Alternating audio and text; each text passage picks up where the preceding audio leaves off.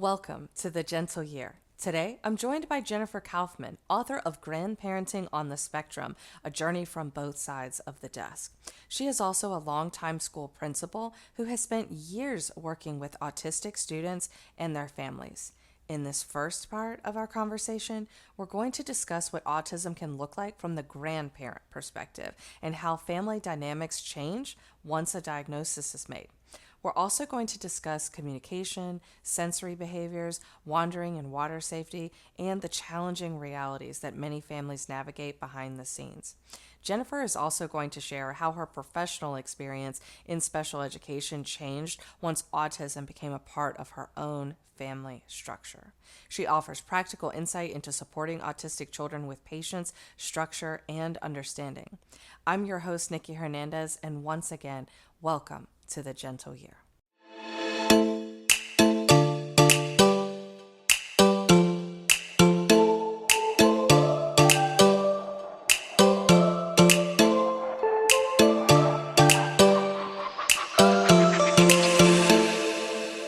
Hey everyone, welcome to The Gentle Year. I'm super excited to have this amazing guest with us today.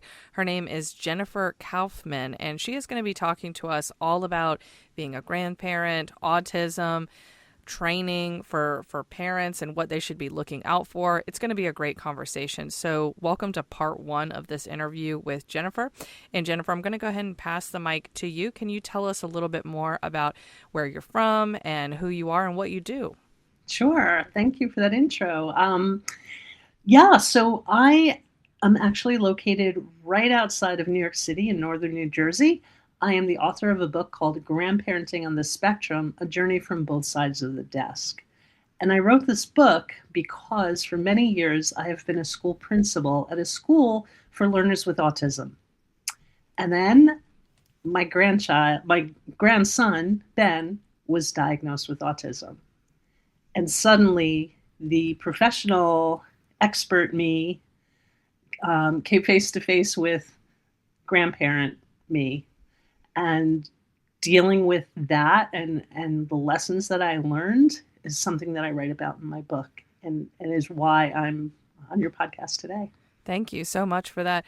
What was the scariest part about navigating that situation as a grandparent, especially since you had done all of this tremendous work in the school systems as a professional, but now you were dealing with it on a very personal level? What was the scariest part of that for you?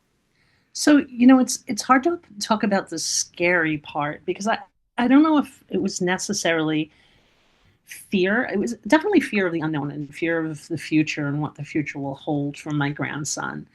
But I think that the thing that scared me was the reaction that I got from my daughter and her husband at times in terms of me bringing my professional knowledge into this relationship of mom, grandma, family.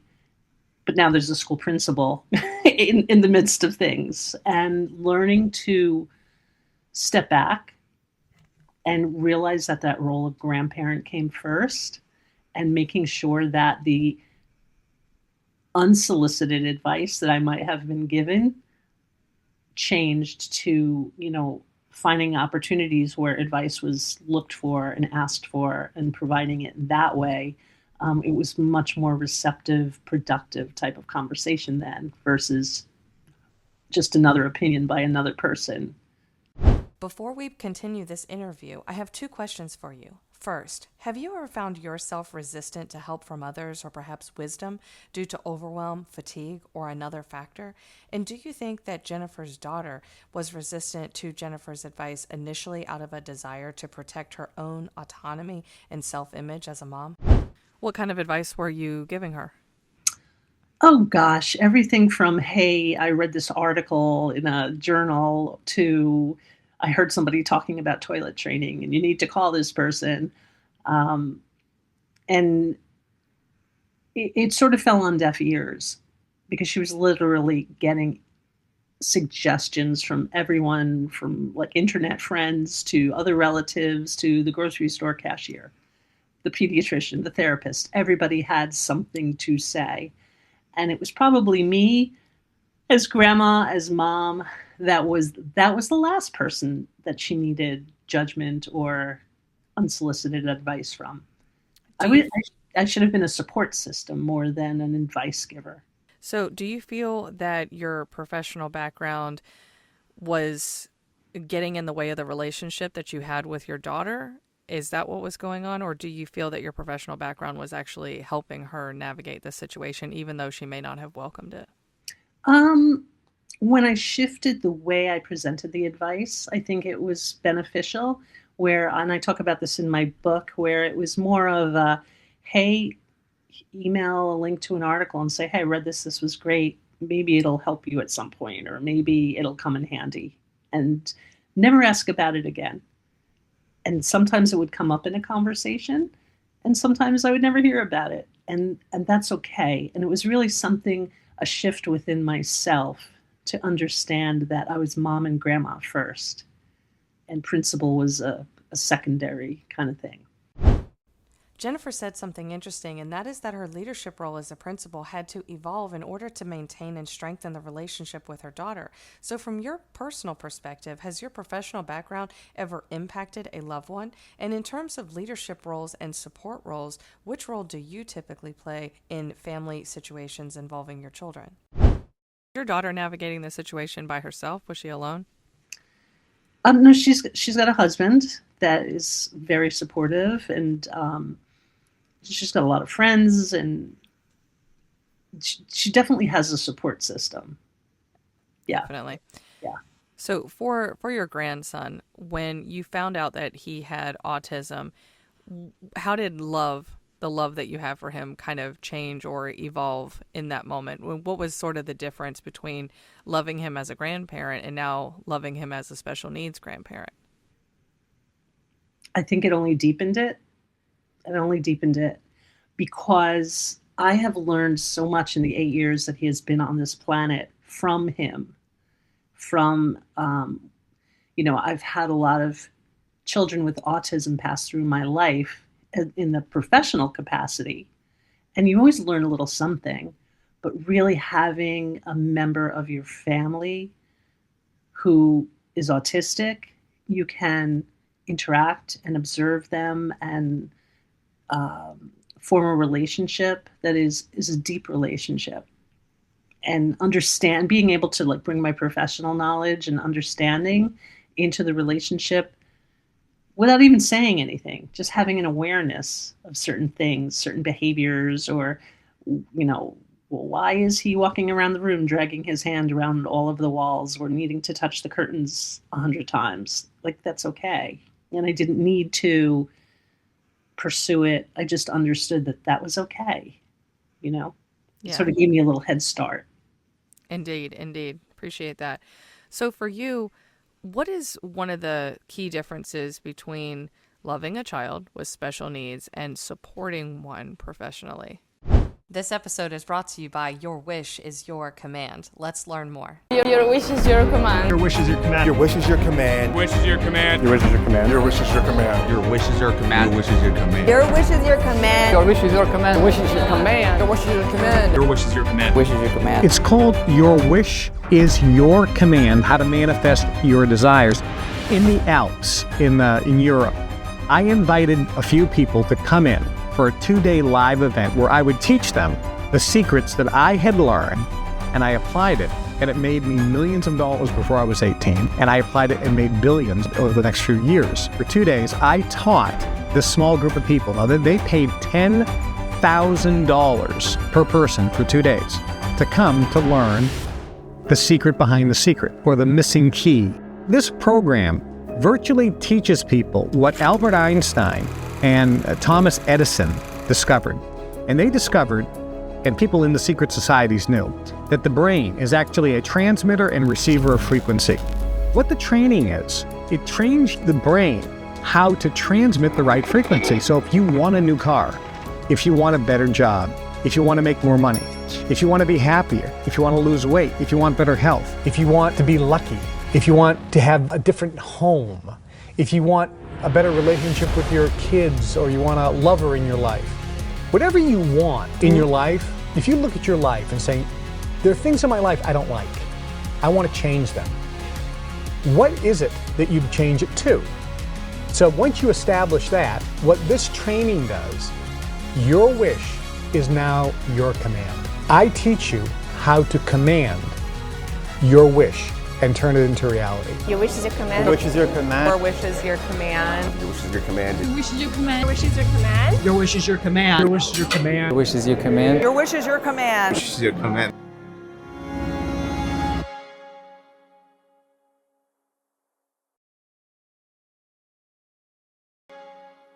The link to order this incredible book that I'm actually holding in my hands right now is in the show notes. Now, back to our interview with Jennifer Kaufman.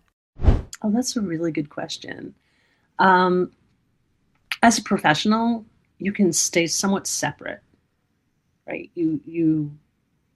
There's that professional boundary where you're not living it. But as a grandmother, you're all in. You hold the long view. You worry about his future in a way that you never really do for students. It's just different.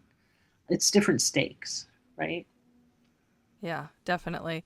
So what is one thing that you struggled with privately going through this as a grandmother that you probably didn't experience as a principal? So because you weren't personally connected to what was going on, obviously you were connected in a professional way and you care. Professional doesn't mean that you don't care, obviously. It just means that there's a little bit of an emotional distance and a line that you just don't cross. So what did you personally struggle with, maybe in ways that you weren't able to talk about at school or to talk about even with your daughter because she had so much on her plate? Right. I think really worrying about what happens when I'm not there. What happens when I'm not, I'm generations older than my grandson. What happens when I'm not there? Will he remember me? Will I have an impact, a lasting impact that he'll take with him throughout his life? Wanting to help, but not quite knowing how, and learning that asking and listening and responding in ways that are needed versus doing what I think I should be doing is something that I learned. Yeah, absolutely. Has this experience changed the way, or did it change the way that you did your job and handled IEP meetings and all of that kind of stuff at school? I think it made me more empathetic.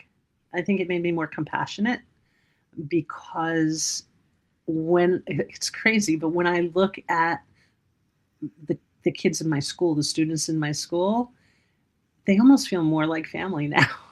They feel like there's a certain connection. And I think that in the back of my mind somewhere, I go, oh, that little one reminds me of Ben, or, oh, I've heard Ben say that too, or do that type of repetitious patterns or sensory things. There's more identification, I think, and more of yourself understanding. Yeah. I think I'm more invested in them because of Ben. Absolutely. What wins and successes have you had in terms of establishing a personal connection with your grandson? So many. I think that the fact that he loves to come to my house and spend time with me is a biggie. I think that every day at 4:00 when I get out of work, I call his mom and he's in the back of the car because he's going home from school. And it's gone from having no communication to now when I call, I hear, hello, grandma, this sort of. He calls you that and he calls you grandma? He called me grandma. Yeah. That's cute. Can't quite say his ours yet. But yeah, and listening to the communication develop is pretty cool. And seeing those patterns happen, establishing those routines so that he knows what to expect. He knows that and sometimes I call and I'll say, hi, Ben. And I hear, hello, Ben. And it's like we just prompt him a little, no, hello, grandma, and then we'll get that. But looking at everything as a learning opportunity to support him is just so important, and that's something I've realized too. Jennifer stated that she started to recognize patterns of behaviors in her students that reminded her of her grandson, Ben. This caused her to identify more personally with their situation and also to develop a stronger sense of empathy. Do you believe that the families that she was working with felt and or resonated with this change? What are some of Ben's biggest struggles? Well, his communication is developing. Every time I talk to him, it seems like there's a little bit more. Socialization. He's got a lot of cousins, and he's got an absolutely wonderful set of grandparents on the other side who will work with those cousins. They're little. They're just like him, 8, 6, 5 years old. And those grandparents see those cousins more and will really work to help them understand that, Ben might talk a little different, or he might not be interested in playing with you, but he's in the room with you, and that's okay. And getting them to understand that somebody with autism is part of our family.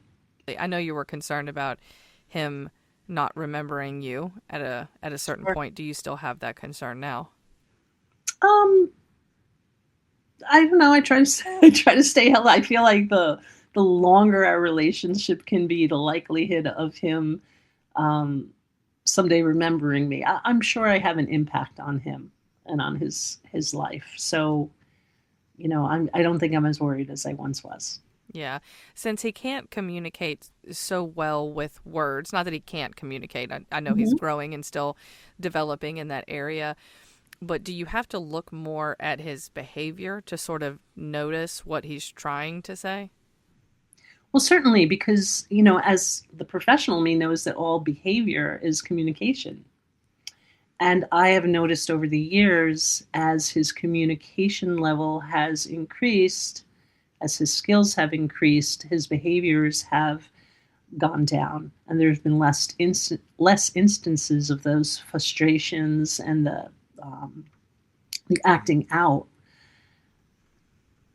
as his communication developed. And it's great to see. So there's definitely that correlation between the two.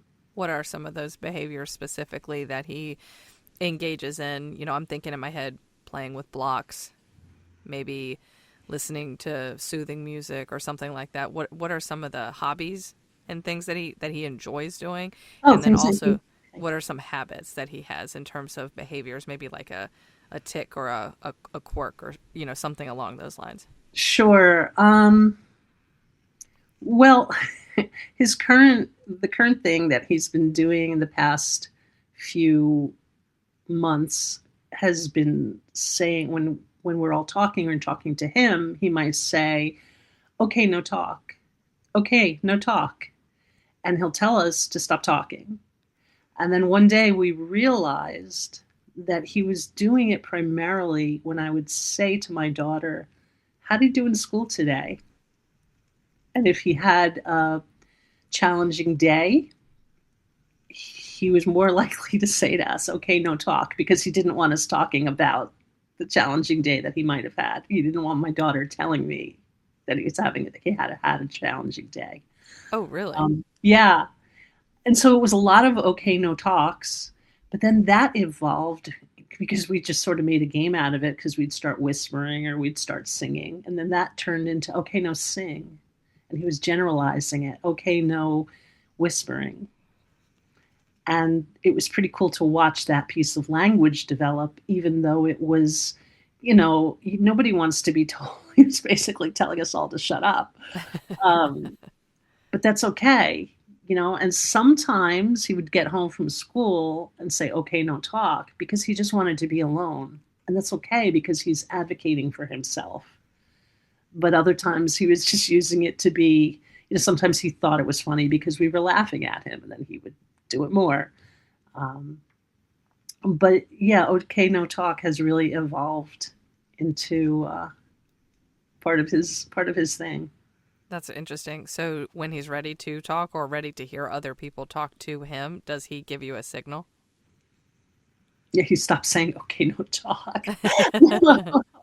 Because, we can make it quiet for him if he really seems stressed out. But sometimes it can be sort of relentless. Okay, no talk. Okay, no whisper. Okay, no sing. Okay, no nothing. So, yeah. Oh, wow. My parents and grandparents always said that they could read me like a book. In your case, what signs and signals do you recognize in your own children when they're feeling challenged, upset, annoyed, and conversely, excited, safe, and confident? Okay, that's really interesting. And he's not your only grandchild? Is he your only He is. grandchild? He Oh, is my okay, only fabulous. grandchild. Yeah. That's awesome. Okay, cool. So I know that, I have four half brothers. Sometimes it's hard for me to keep track. I have, three half brothers. Excuse me.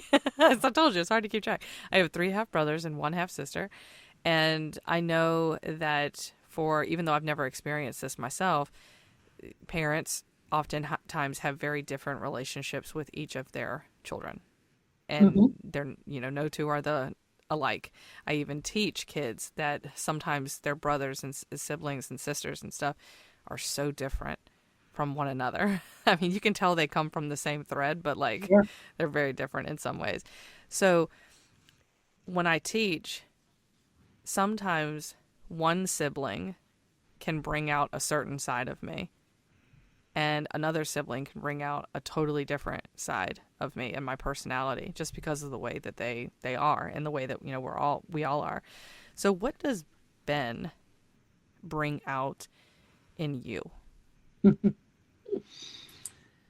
Oh my gosh. He brings out this absolutely overwhelming sense of love, I always say it's sort of like time traveling. Grandchildren are like time traveling because you get to spend time with your own children, a certain aspect of your own children when they were small.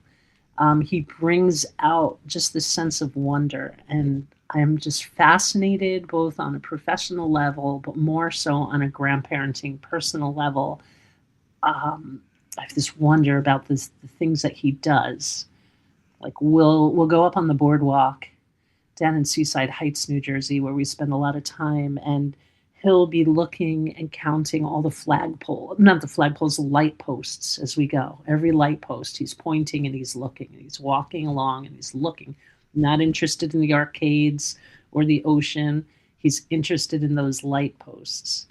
And so I'm just so fascinated to try to figure out, what is it about those light posts? And I try to find the appreciation in it, and I try to understand where he's coming from, that is what interests him, to the point of, walking half a mile on the boardwalk, looking at all of those light posts. So yeah, I try to immerse myself into his interests, be it a train set or a light post. It's interesting because as I'm listening to you talk, I don't know the answers to this this question as well, but there's a theory in me that when a kid, especially an autistic kid, is looking at a train set or a light post or something like that, where everybody else is looking at the sunset or the water or whatever piece of nature that they're gazing at, there's a part of me that thinks that kids that have autism are already so deeply intertwined with the frequencies and energies of nature that it's so innate to them. It's just part of them. Just like, my hair is a part of me, my eyes are a part of me, my fingernails are a part of me. But these are things that I don't necessarily pay attention to because they're just a part of who I am. And there's a part of me that thinks that autistic, maybe not all of them, but many of them are connected to nature and the earth and everything in it in such deep and profound ways that it's part of who they are. So when they see something that's not that, like a light post or a train set, because that's not nature, that's something that was built and constructed in their mind, because it's very curious and it's sometimes even tactile. They're looking at it from the perspective of, I want to know how this works. how Yes. did this come together? How was this designed? How does this make sense? Why is it here like this? Why is it shaped like that?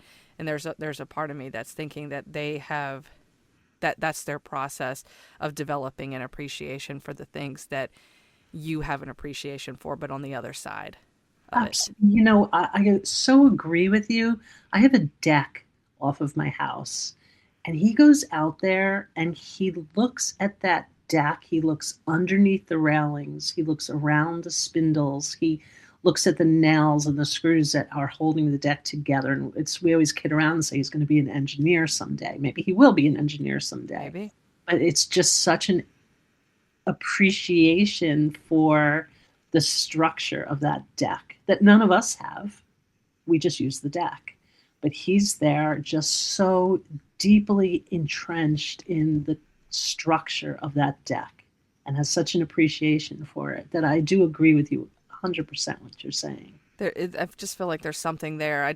It's hard to put into words sometimes because you don't fully understand it yourself, but the geometry, I think it really just kind of boils down to me, I don't know, but just to the geometry of these things, looking at the angles, and different shapes produce different forms of energy. There's a concept called sacred geometry. I would actually be curious if one day you pulled up a sacred geometry book. You can get them on Amazon or wherever, but if you pulled up a sacred geometry book and it had maybe some colorful pictures of different shapes and things like that, what his reaction to those shapes would be, because they're supposed to be spiritual, they're supposed to be energetic, they're supposed to be, I guess, in some ways mathematical.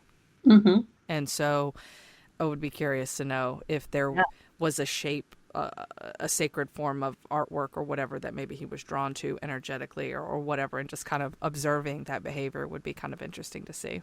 It would. For a while there, my daughter had art books with famous paintings and the name of artists, and she would show him, like, he'd be very interested in just focusing on these pieces of art, and she would say to him, Monet, Da Vinci, and he became very adept at identifying all of these pieces of art over and over again, but spending so much time looking at the piece itself in such a way that you would think that, he was truly appreciating the depth of the artist's work. And it is just so fascinating, because I wish I could do that. Yeah. Right. I wish I could have such a complex appreciation for a piece of artwork or the way a deck is built. It's true. There's a friend of mine, and he does listen to my podcast, so I'll give you a shout out, DV, if you're listening to this. DV is a friend of mine, and he runs a space called the Squinting Room, and it's an art room where he's given you the artwork that you're supposed to look at in preparation for the Squinting Room, and everybody has a conversation about it, but he's well versed in art. His creativity, his levels of creativity are off the charts. And so he can bring out some of those deeper elements and layers of a piece of artwork that a passerby definitely wouldn't notice, but somebody who wants to know more can absolutely appreciate what he's saying, because when they look at the artwork through his eyes, even just for a minute, they're like, oh, wow, that's something I didn't notice before, but I see it now, and that's profound. So just want to give you a shout out, DV, for the Squinting Room. If anybody's interested in that, I'm happy to give you his information, and I'm sure he would be delighted to have you come to his space. Jennifer has spoken about feeling an overwhelming sense of love for her grandson, Ben. For grandparents, what are the key differences between the love of your own children and the love that you have for your grandchildren, and how do they intersect for you? Jennifer, as we transition into part 2 of this interview, I want to ask you if there's anything that you feel that grandparents should be thinking about as they navigate this process, and is there anything that, if they do think about it too much, may cause some unnecessary feelings of overwhelm? What grandparents really need to do is to shift their expectations. When I became a grandparent, I had a wonderful grandmother myself, 2 wonderful grandmothers. And my vision of being a grandparent was based on what I knew was a great grandparent. And going into it, I had these expectations of what it was going to look like. And as a grandparent, I think you do yourself a great service by taking the expectations, your personal expectations, putting them aside and shifting to the mode where you're showing up as sort of a presence of love, and you are providing opportunities versus expectations, and you're letting your adult child take the lead so that you can support them as well as your grandchild, and really listening.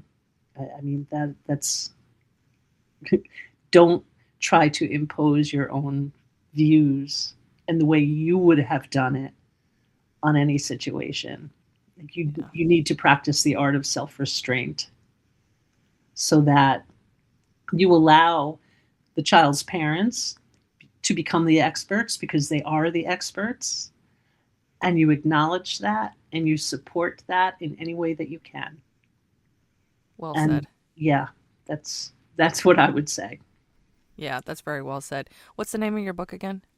Grandparenting on the Spectrum, A Journey from Both Sides of the Desk, and it is available on Amazon and Barnes & Noble. Awesome. Congratulations on that. So, Jennifer, as we conclude part one, would you mind sharing the incident that could have turned tragic between Ben and the water? Yes, whenever I speak to grandparent groups or first responders, because I speak to them too, I talk about how this is 2024 stats, 93% of accidental deaths among the autistic population are by drowning, involve water. And it's just, you may as well say 100%, right? It's 93%. I mean, that's huge. And I was telling Nikki that I always mention that in my speaking and podcasts because I have a personal story that goes with it. My grandson, a few years ago, he eloped, and we didn't know him as an eloper at the time, but he decided to leave the house one day and go walking. They live in a water community, a beach community, and they were looking for him and they could not find him. And then the police got involved. Everybody was looking for him, and they found him at the end of a dock in somebody's backyard, just looking down into the water.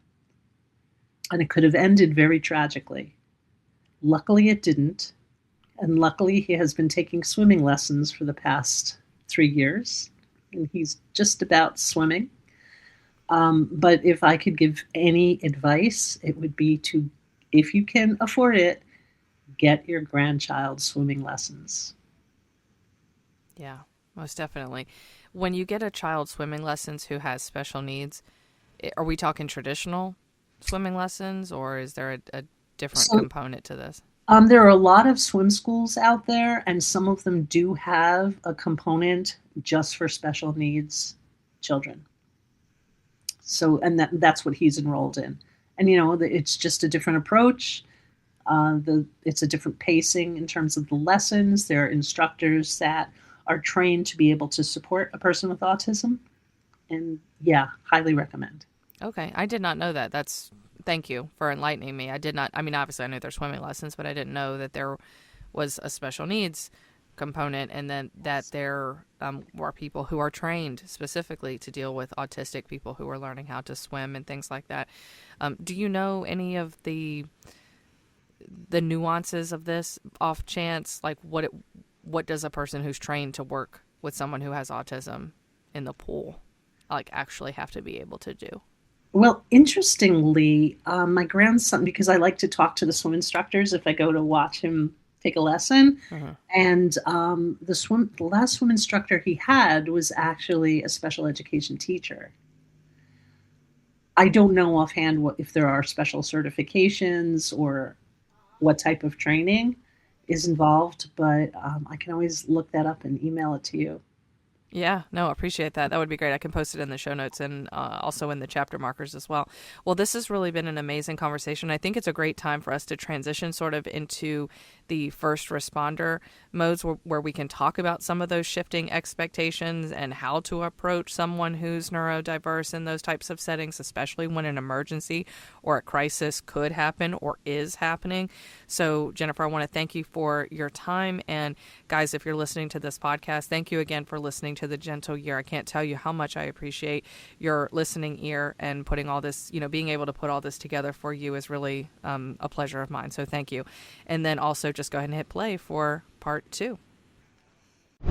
This episode of The Gentle Year is powered by Turning the Tide Tutoring, personalized academic coaching for students who think differently, and Acting with Pippi, where creativity and confidence come to life on and off the stage. And now, a quick message from Your Wish is Your Command. It's a success system that can't fail. It's been called the success system that never fails. After getting Your Wish is Your Command, I went from 5K on my bank account to 8 million in 1.5 years. 90% of the people that read The Secret and tried to use the law of attraction or any of the training that's available from any of the other success gurus, they try to apply it, but for some reason they don't get the results they want. And that's why they say the law of attraction is a scam. It's not really a scam because the mind does create what you want, but there's missing ingredients to the recipe. And when they don't apply and use those missing ingredients, they're not going to get the results they want. I learned it properly, and that's how I created billions of dollars in sale. And now I teach this to others, and everyone who's using it is getting spectacular results. Your Wish is Your Command is really what started it all. At the time, I didn't even have a job. Today, I make about $250,000. I bought a Porsche. I manifested a Rolex. I manifested the home of my dreams. I got a hold of Your Wish is Your Command, and after I finished it, my life changed. My income doubled.